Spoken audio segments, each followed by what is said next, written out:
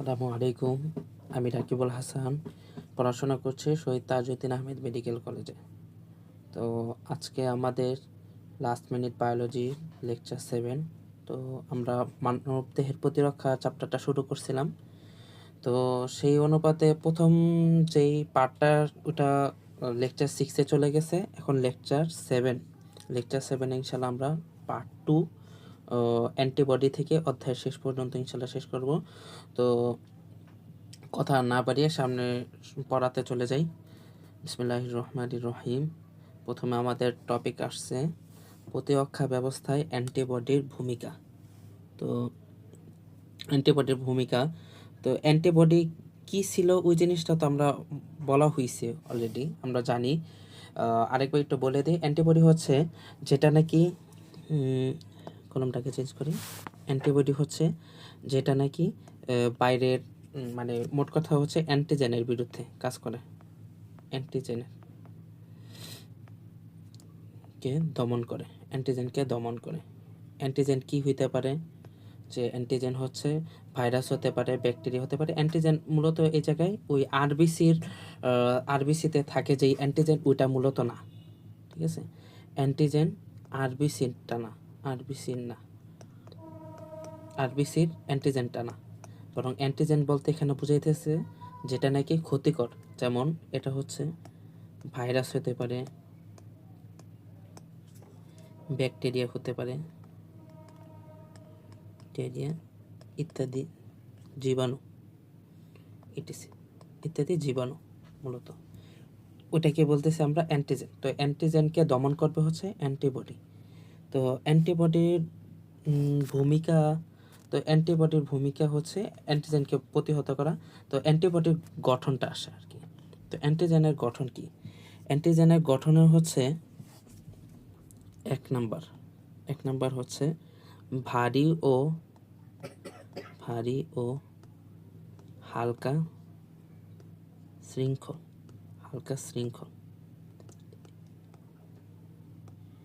এটার মানে কি? ভারী ও হালকা শৃঙ্খল বলতে বুঝাইতেছে এই যে ধরেন যে কলম দিয়ে করলাম বা এটা দিয়েই করি, এখান থেকে শুরু হলো, এরপর এতটুকু, ঠিক আছে? এরপর আবার এই জায়গা থেকে শুরু হচ্ছে এতটুকু, ঠিক আছে?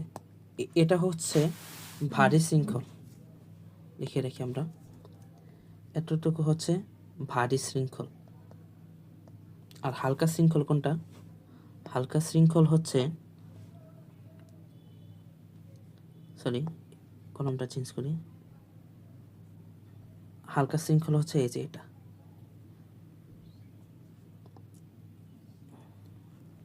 এটা হচ্ছে হালকা শৃঙ্খল।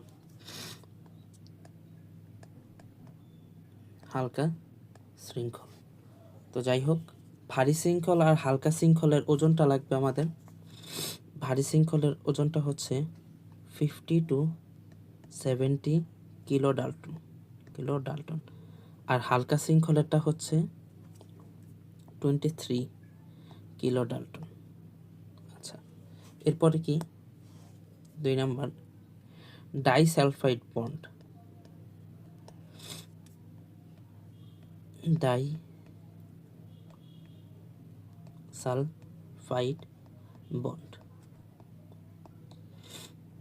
এটা থাকে হচ্ছে টোটাল তিনটা। আর ভারী ও হালকা শৃঙ্খলা হচ্ছে টোটাল 2 জোড়া।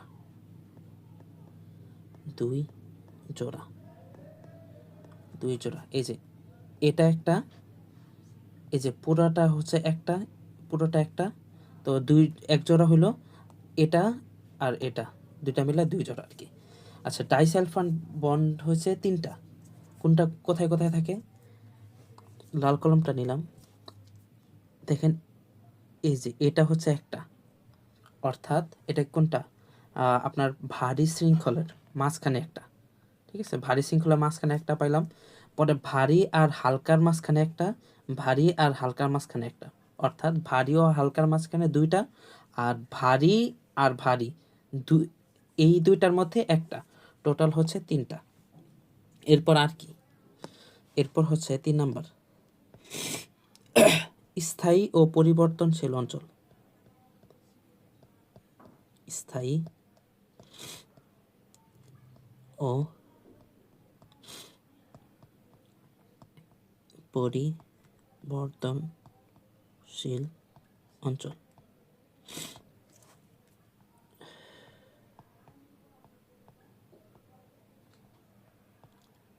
আচ্ছা, স্থায়ী জিনিসটা কি? এই যে ধরেন এই ফুলটা হচ্ছে স্থায়ী, এই অংশটা হচ্ছে স্থায়ী, কারণ এখানে কি মানে জীবাণু ধরার কোনো কাজ আছে না।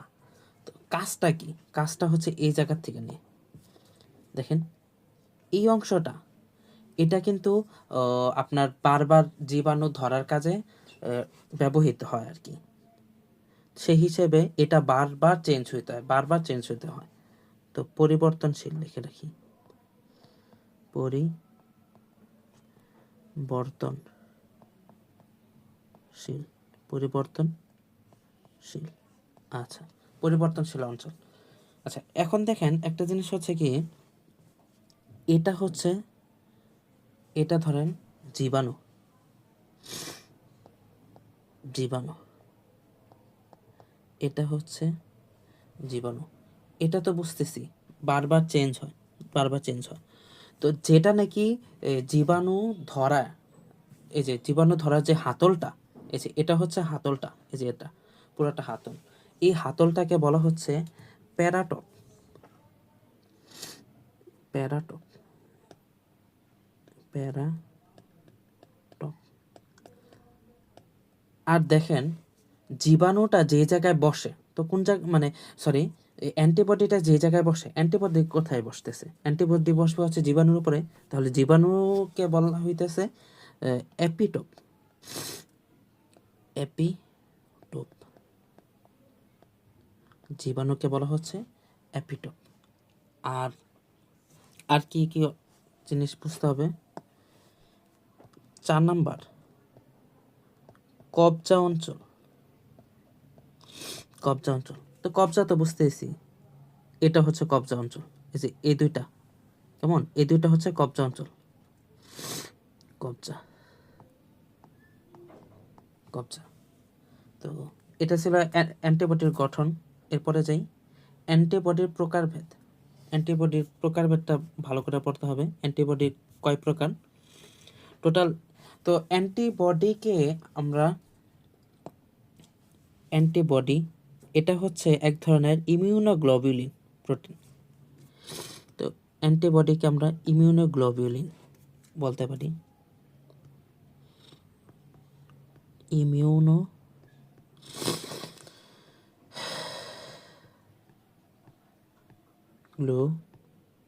গ্লোবিউলিন, এটাকে যদি সংক্ষেপে লিখি তাহলে কি দাঁড়ায়, কি দাঁড়ায়? আইজি। ঠিক আছে, তো আইজি দিয়ে আমরা পরবর্তীতে লিখব। তো অ্যান্টিবডি টোটাল 5 প্রকার। 1 আইজি জি, 2 নম্বর আইজি এ, 3 নম্বর আইজি এম, 4 নম্বর আইজি ই, 5 নম্বর আইজি ডি।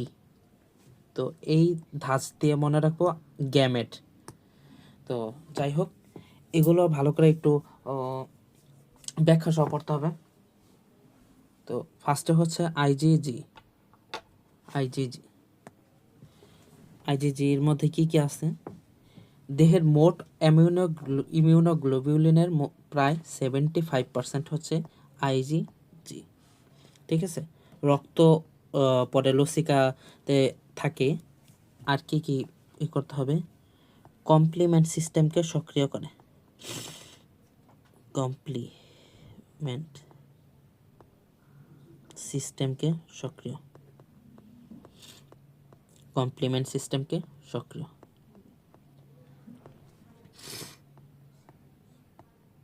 আর কি কি? কমপ্লিমেন্ট সিস্টেমকে সক্রিয়। আরেকটা জিনিস হচ্ছে এটাই আইজিজি হচ্ছে একমাত্র অ্যান্টিবডি বা ইমিউনোগ্লোবুলিন যেটাই বলি না কেন, এটা হচ্ছে একমাত্র অ্যান্টিবডি যেটা নাকি অমরা থেকে এই শিশুর দেহে স্থানান্তরিত হয়, যেটা নাকি এই মাতৃদেহ থেকে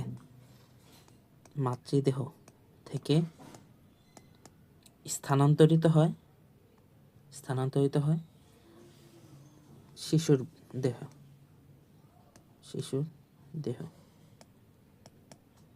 দেহে কিসের মাধ্যমে? অমরা। এটা হচ্ছে অমরা। কেমন? এরপরে হচ্ছে আইজিএ টোটাল 15% হচ্ছে আইজিএ। আর কি কি? মায়ের দুধে পাওয়া যায়,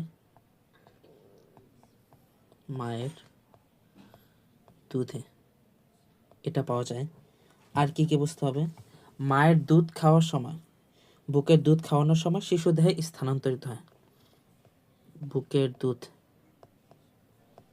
খাওয়ানোর সময় স্থানান্তরিত হয়। ঠিক আছে, তাহলে এই যে দেখেন দুধ খাওয়ানোর সময় কি হয়, এই আ করে থাকে, তো এই আ দিয়ে আমরা এই আইজিএ এটা মনে রাখতে পারি। আচ্ছা, এরপরে চেঞ্জ করি আইজিএম ওইটা হচ্ছে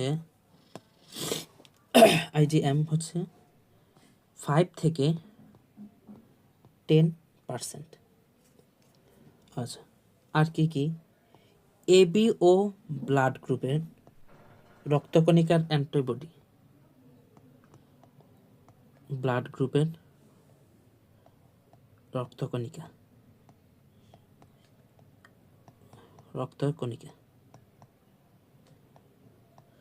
এই ধরনের। আচ্ছা, এটা ছিল। এরপর আর কি কি? কমপ্লিমেন্ট সিস্টেমকে সক্রিয় করে, এটা এখানেও আসবে। ঠিক আছে, আর কি কি? দেহের বেশিরভাগ ব্যাকটেরিয়া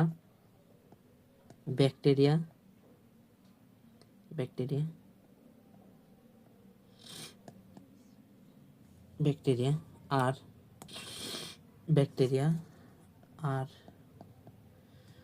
ভাইরাস বিরুদ্ধে আইজিজি ও আইজিএম একত্রে কাজ করে। আইজিজি প্লাস আইজিএম একত্রে কাজ করে। ঠিক আছে, আইজিডিটা আগে বলি। আইজিডি কি? এটা হচ্ছে বডিতে থাকে <1%, মানে খুব অল্প আর কি কি? 1%। আচ্ছা, এটা একটু 4%-এর মতো হয়ে গেছে, <1%। আর কি? এটা হচ্ছে আইজিডি বি কোষকে সক্রিয় করে। বি কোষের কি আশায় বিষয় পুরোটা আমরা গত ক্লাসে পড়া হয়েছে, তো সেই হিসেবে আমরা বুঝতেই পারতেছি। আর লাস্ট থাকে হচ্ছে আইজিই।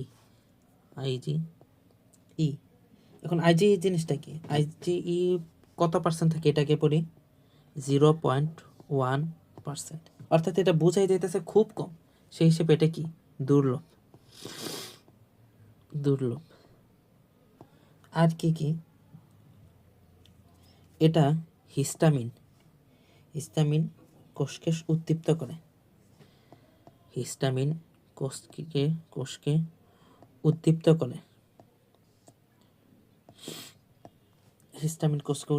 করে, প্রদাহ সারার ক্ষেত্রে সক্রিয় করে। আর আরেকটা হচ্ছে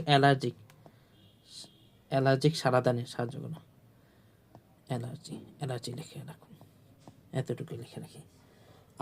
আর কি কোথায় থাকে এটাও একটু হয়ে গেছে, বি কোষে থাকে। বি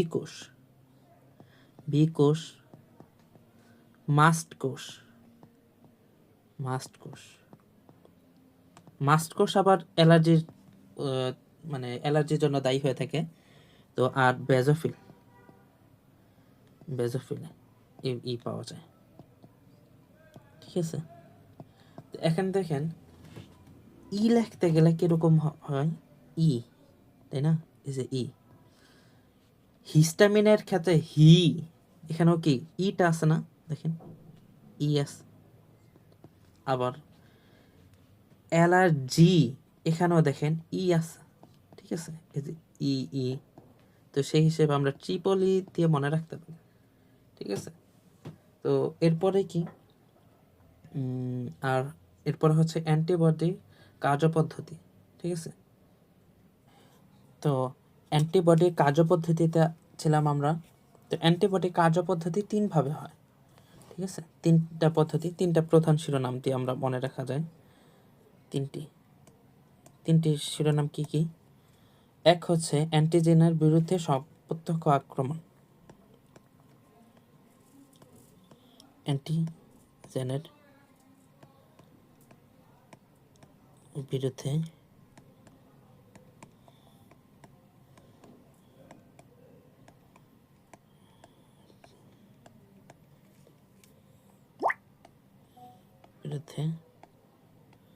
প্রত্যক্ষ আক্রমণ।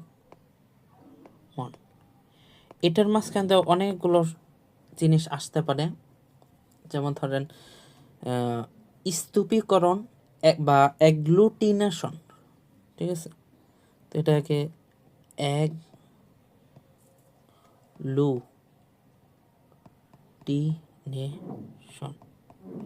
এটা কি? এটা হচ্ছে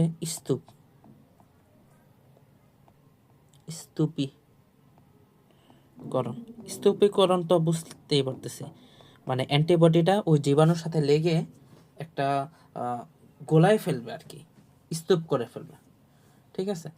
এরপরে কি, এরপর হতে পারে হচ্ছে অধঃক্ষেপণ বা প্রিসিপিটেশন,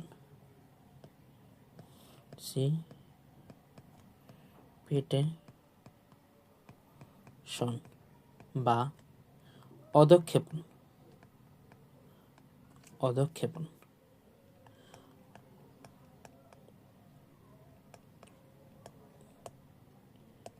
অধঃক্ষেপণ বলতে তো আমরা বুঝতেই পারি যে এটা তলানি পড়ে যায়, ঠিক আছে, তলানি পড়ে যায় জীবাণুর সাথে অ্যান্টিবডিটা, অ্যান্টিজেন বা ভাইরাস বা জীবাণু যেটাই বলি না কেন, এটার সাথে লেগে একদম নিচে তলানি পড়ে যাবে আর কি।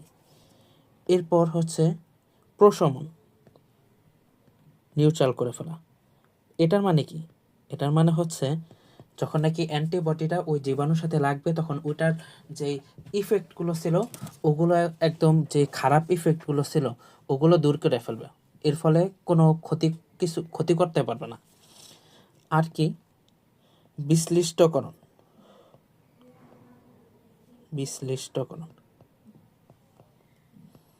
বিশ্লিষ্টকরণ বা লাইসিস, এটা মানে হচ্ছে এটা ছিন্ন বিচ্ছিন্ন করে ফেলবে। আচ্ছা, এরপরে কি, 2 নম্বর হচ্ছে কমপ্লিমেন্ট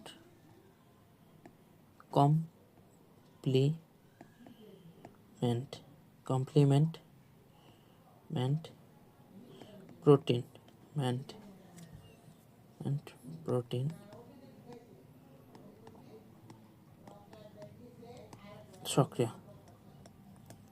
সক্রিয়করণ। আচ্ছা, এটা জিনিসটা কি, এইটা আমরা গত ক্লাসে পড়ছিলাম আর কি। তো তারপর একবার বলি যে আমাদের বডিতে প্রায় 20 ধরনের প্লাজমা প্রোটিন রয়েছে। আচ্ছা, এগুলো কি করে? এটার কয়েকটা আছে, এই যে এখানে যেরকম আছে, এগুলোও কয়েকটা ধাপ আছে। এক হচ্ছে অপসোনাইজেশন জিনিসটা কি, এটাই আমরা গত ক্লাসে পড়ছিলাম। তো অপসোনাইজেশন জিনিসটা হচ্ছে, ধরেন আমরা তো জানি যে মনোসাইট বা নিউট্রোফিল এগুলো কি করে, ওই জীবাণুর বিরুদ্ধে ফ্যাগোসাইট হিসেবে কাজ করে। তো ধরেন কথা কোনো একটা জীবাণু শরীরের ভিতরে ঢুকে লুকায় পড়েছে বা এমনভাবে আসছে যার কারণে এই মনোসাইট বা নিউট্রোফিল এগুলো কি মানে করতে পারতেছে না, শনাক্ত করতে পারতেছে না। যেমন ধরেন এই যে এটা জীবাণুটা, এটা শনাক্ত করতে পারতেছে না। তখন কি হবে? তখন এই কমপ্লিমেন্ট প্রোটিনগুলো করবে কি এর সাথে লেগে গিয়ে এরকম এক ধরনের মানে আকৃতির গঠন করবে, যার কারণে এর ফলে কি হবে, এটার ফলে মনোসাইট বা নিউট্রোফিল এগুলো চিনতে পারবে যে হ্যাঁ এটা জীবাণু, এই যে এটা কি জীবাণু, তো এটা চিনতে পারবে। তো এরপরে কি, এরপরে কাজটা হচ্ছে মনোসাইট বা নিউট্রোফিলের। তো যাই হোক, যাই হোক পরে যাই, পরেরটা হচ্ছে লাইসিস। লাইসিস জিনিসটা কি? লাইসিস জিনিসটা তো এইমাত্র বুঝলামই যে জীবাণু যখন এই শনাক্ত করলো, এরপরে কাজটা হচ্ছে এটাকে ধ্বংস করা। লাইসিস প্রক্রিয়াটা হচ্ছে এই ধ্বংস করা। এরপরে হচ্ছে স্তূপীকরণ। স্তূপীকরণ মানে কি? ওই যে ধ্বংস করছে, ধ্বংস করার পরে এটাকে একদম এই গোল করে ফেলছে বা আর যাই হোক। আর কি কি ভাইরাসের প্রশমন হইতে পারে, ক্যামোটেক্সিস হতে পারে। ক্যামোটেক্সিস মানে কি? ক্যামোটেক্সিস মানে হচ্ছে কেমিক্যাল নিঃসরণ করবে, যার কারণে ওই মানে মনোসাইট বা নিউট্রোফিল বা এই জাতীয় ফ্যাগোসাইটগুলোর কি ওই মানে নির্দিষ্ট জায়গায় বা জীবাণুতে পৌঁছাইতে সুবিধা হবে। আর এরপরে হচ্ছে মাস্টকোষ আর বেসোফিলের সক্রিয়করণ। মাস্টকোষ বেসোফিলের সক্রিয়করণ, তো এগুলো আমরা ইনশাল্লাহ পারবো। 3 নাম্বারটা হচ্ছে সংক্রমণের বিস্তার প্রতিরোধ। সংক্রমণের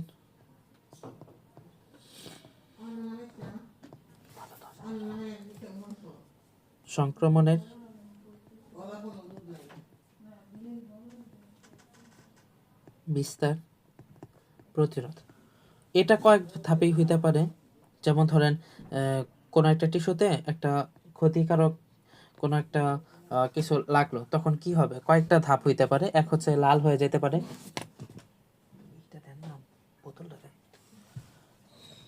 স্থানটা লাল হইতে পারে, এরপর হচ্ছে গরম হইতে পারে, এরপর হচ্ছে ফুলে যাইতে পারে, আর সর্বশেষে সেটা ব্যথা হইতে পারে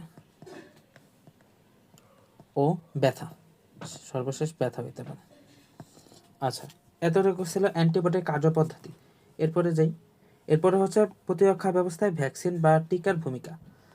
আচ্ছা, তো টিকার ভূমিকা পড়ার আগে আমরা আরেকটা কনসেপ্ট এটা একটু করবো, ঝালাই করে নেব। হ্যাপটেন জিনিসটা এটা খুব আসে, হ্যাপটেন।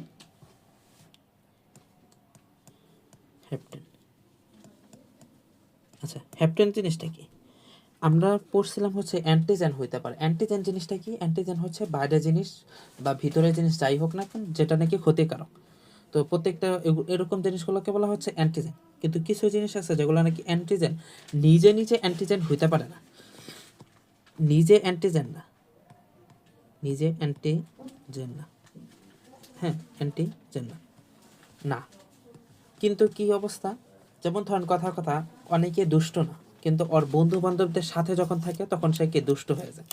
তো হ্যাপটেন জিনিসটা হচ্ছে এরকম, নিজে অ্যান্টিজেন না, কিন্তু যখন ও অন্য একটা কিছুর সাথে, যেমন ধরেন কথা প্রোটিনের সাথে যুক্ত হলো, তখন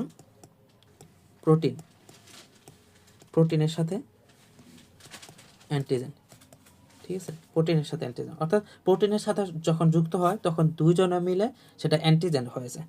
তো এরকম কয়েকটা জিনিস আছে, আর এই সব জিনিসগুলোকে বলা হচ্ছে হ্যাপটেন। তো এটার এক্সাম্পল হচ্ছে যেমন লিপিড, নিউক্লিক অ্যাসিড, সরল কার্বোহাইড্রেট, এই টাইপের জিনিসগুলো।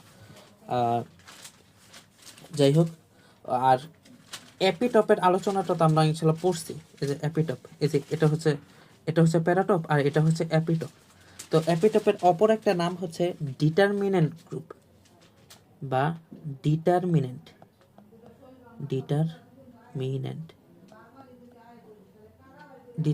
গ্রুপ। আচ্ছা, এরপরে যাই প্রতিরক্ষা ব্যবস্থায় ভ্যাকসিন বা টিকার ভূমিকা। আচ্ছা, ভ্যাকসিন বা টিকার ভূমিকাটা তো মানে খুবই গুরুত্বপূর্ণ। মেন কাজটা হচ্ছে ভ্যাকসিনের প্রকারভেদ করতে হয়। ভ্যাকসিনের প্রকারভেদ এটা কয়েক ধরনের হইতে পারে। 1 নাম্বার পড়ি, নিষ্প্রাণ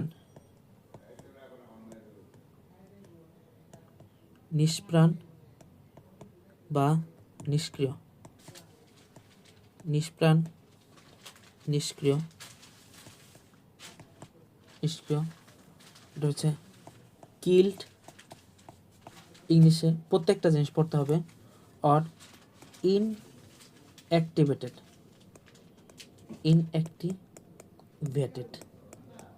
ভ্যাকসিন, এটাকে বলতেছে। আচ্ছা, এই জিনিসটা কি? এটা হচ্ছে ধরেন কথা কোনো একটা শক্তিশালী জীবাণুকে ডাইরেক্ট মেরে ফেলবে, শক্তিশালী জীবাণুকে মেরে ফেলে এরপর এখান থেকে ভ্যাকসিন তৈরি করবে, ঠিক আছে? তো এটা কিরকম, মানে উদাহরণ কি? এক্সাম্পলগুলো পড়ব। টাইফয়েড হইতে পারে, হুপিং কাশি হইতে পারে, কলেরা হইতে পারে, প্লেগ হইতে পারে, ঠিক আছে? 2 নাম্বারটা পড়ি, এগুলোর বই রিডিং পড়ব, ঠিক আছে? বই এখান থেকে লেকচার শোনার পর বই রিডিং পড়লে ইনশাল্লাহ সব ক্লিয়ার হয়ে যাবে। তো যাই হোক, আবার লেকচার স্লাইডটা পাশাপাশি রাখবেন, তা আরও ভালো হবে। তো এই পুরো লেকচার স্লাইড বইয়ের অনুপাতে করা হয়েছে, ঠিক আছে? মানে এটা পাশাপাশি রাখলে আপনার জন্য সবচেয়ে সুবিধা। 2 নাম্বার কি? 2 নাম্বার হচ্ছে শক্তি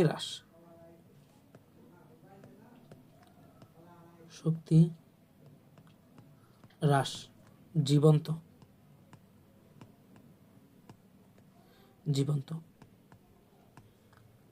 বা অ্যাটেনুয়েটেড লিভ ভ্যাকসিন। আচ্ছা, এই জিনিসটা কি? এটা হচ্ছে জীবাণুকে চাষ করা হবে। জীবাণুকে চাষাবাদ করার পরে এটার যে খারাপ জিনিসগুলো আছে, ক্ষতিকর বৈশিষ্ট্যগুলো আছে, এগুলোকে নিষ্ক্রিয় করে ফেলবে বা দুর্বল করে ফেলবে, ঠিক আছে? এরপরে ওই জীবিত জীবাণু, ওইটা কিন্তু জীবন্ত, এই যে লেখা আছে জীবন্ত, কিন্তু এখানে কিন্তু এটা কিন্তু মৃত। এই যে দেখেন মৃত, এই যে লেখা আছে মৃত। তো এই জায়গায় জীবন্ত জীবাণুটাকেই পরে ভ্যাকসিন হিসাবে প্রয়োগ করা হবে। তো এটার উদাহরণগুলো পড়ব। উদাহরণ হচ্ছে হাম, পানি বসন্ত, পোলিও, মাম্পস ইত্যাদি। এগুলো প্রত্যেকটা খুবই খুবই গুরুত্বপূর্ণ। 3 স্টার দিয়ে রাখলাম। তো এরপরে কি প্রত্যেকটা উদাহরণ পড়ব, ঠিক আছে? যদি এরকম হয় যে মানে উদাহরণ মানে সংজ্ঞা মনে নেই কিন্তু উদাহরণ মনে রাখতে হবে। 3 টক্সয়েড। এই জিনিসটা কি? টক্সয়েড জিনিসটা হচ্ছে এই যে আগেরটার ক্ষেত্রে দেখেন আপনি জীবাণুকে চাষ করার মাধ্যমে ক্ষতিকর মানে যে বৈশিষ্ট্যগুলো ছিল ওগুলো দূর করা হয়েছে, ওগুলোকে নষ্ট করা হয়েছে। কিন্তু টক্সয়েডের ক্ষেত্রে হবে হচ্ছে মানে রাসায়নিক বস্তু প্রয়োগ করে ব্যাকটেরিয়ার যে টক্সিনের যে ক্রিয়া, মানে ক্ষতিকর যে ক্রিয়া, ওইটা নষ্ট করা হবে। এই জায়গায় জীবাণুকে চাষ করার মাধ্যমে, আর এই জায়গায় হচ্ছে এই রাসায়নিক বস্তু ব্যবহার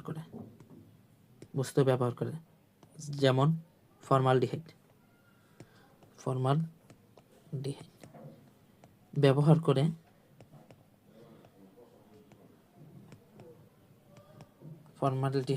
করে এটা কি করে আপনার যে টক্সিনের বা ব্যাকটেরিয়ার যে খারাপ ক্ষতিকর বৈশিষ্ট্য ছিল ওটা নষ্ট করা হয়। আচ্ছা, টক্সয়েডেরটা এটা মনে রাখার একটা উপায় আছে। টক্সয়েডের ক্ষেত্রে শেষে দেখেন ডি আছে না, এই জায়গায় ডি আছে, আমরা মনে রাখতে পারি ডিপটি দিয়ে মানে ডিতে হচ্ছে ডিপথেরিয়া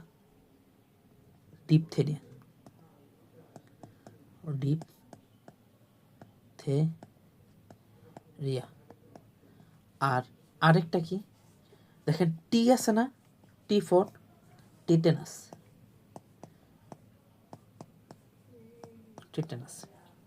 এই ওয়ার্ডটা দিয়ে মনে রাখা যাবে। 4 নাম্বারটা হচ্ছে উপ-একক।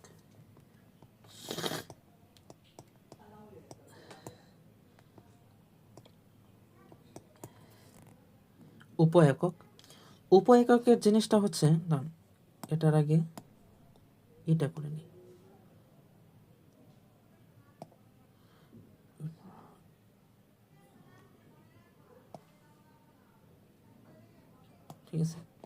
উপ-একক। তো উপ-একক জিনিসটা হচ্ছে,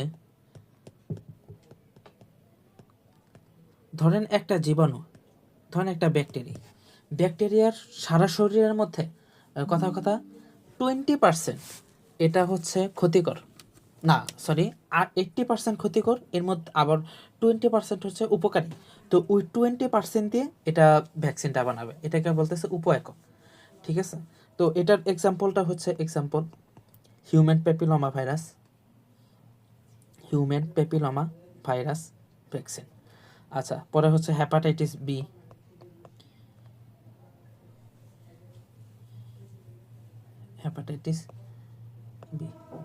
তো এটা মনে রাখা যায় বি হ্যাপি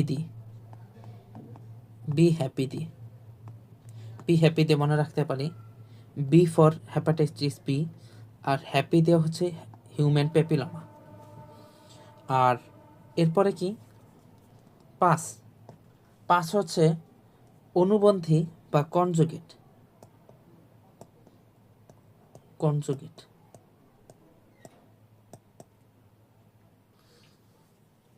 কনজুগেট ভ্যাকসিনটা হচ্ছে, ধরেন দুইটা ভিন্ন উৎস, ঠিক আছে, দুইটা ভিন্ন উৎস থেকে জোড়া লাগাবে একটা জায়গায়, দুইটা ভিন্ন উৎস থেকে একটা জায়গায়। আর দুইটা ভিন্ন উৎস থেকে একটা জায়গায় মানে জোড়া লাগায়, সেটা মানে যেগুলো নাকি উপকারী এরকম জিনিসগুলো একসাথে করবে, অ্যাটাচ করবে, ওই জায়গা থেকে একটা ভ্যাকসিন। তো এটার কি উদাহরণ হইতে পারে, যেমন ধরেন হিমোফিলাস ইনফ্লুয়েঞ্জা, এক্সাম্পল হিমোফিলাস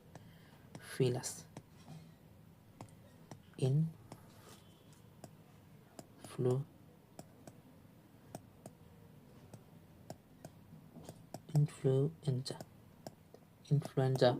এরপর হচ্ছে নিউমোকক্কাল, হ্যাঁ, ভ্যাকসিন। তো এটা মনে রাখবো। আর 6 নাম্বার হচ্ছে ডিএনএ ভ্যাকসিন কিভাবে তৈরি করা হয়? এটা হচ্ছে রিকম্বিনেন্ট ডিএনএ প্রক্রিয়া।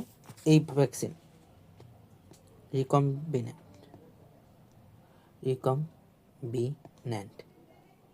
ডিএনএ প্রক্রিয়া এই ভ্যাকসিন তৈরি করা হবে। আচ্ছা, ঠিক আছে। এরপর এটা কোনো উদাহরণ করা নাই। আর লাস্ট টপিক হচ্ছে আমাদের এই টিকা, কোন রোগের ক্ষেত্রে কোন টিকা ব্যবহার করা হয়, কোনটা কি, মানে এগুলো মনে রাখবো। এটা ফুল মনে রাখতে হবে। এটা অ্যাডমিশনের সময় খুব গুরুত্বপূর্ণ।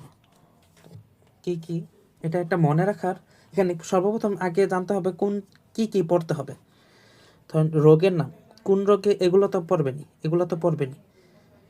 টিকাগুলো পড়বেন, ডোজ কয়টা থাকে, এটা পড়লে পড়তে পারে, না পড়লে নেই। টিকার দানের স্থান, টিকার প্রয়োগ পথ, এরপর হচ্ছে টিকা শুরু করার সঠিক সময়, ইত্যাদি ইত্যাদি। এগুলো চাইলে পড়তে পারে, না পড়লেও সমস্যা নেই, কিন্তু এগুলো পড়তে হবে। যক্ষার ক্ষেত্রে হচ্ছে, ধরেন এই যে বিসিজি, এটা তো মনে রাখতেই হবে। এরপরে হচ্ছে ডিপথেরিয়া, হুপিং কাশি, ধনুষ্টঙ্কার, hepatitis B, haemophilus influenza B, এগুলো এই 5টার ক্ষেত্রে পেন্টাভ্যালেন্ট ভ্যাকসিন। পেন্টা মানে হচ্ছে কি 5। আচ্ছা, নিউমোকক্কাল নিউমোনিয়া। তো নিউমোনিয়া লিখতে গেলে কি হয়, ধরেন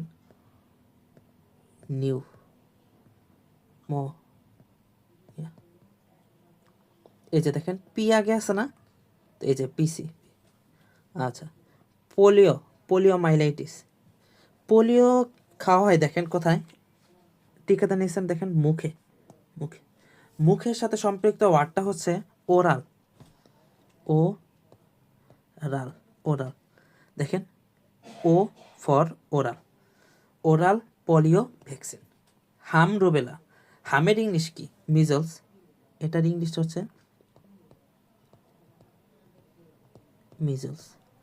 মিজলস অ্যান্ড রুবেলা। তো এম আর টিকা, হামের জন্য হাম, ঠিক আছে। আর এখন পড়তে হবে টিকা কোথায় দেওয়া হয়। তো ফার্স্ট জিনিস হচ্ছে পোলিওটা মনে রাখবো মুখে। মুখে এটা তো সহজেই বোঝা যায়। পোলিওতে কি বাচ্চাদেরকে দেওয়া হয় মুখে। আচ্ছা, এরপরে হচ্ছে যক্ষ্মা।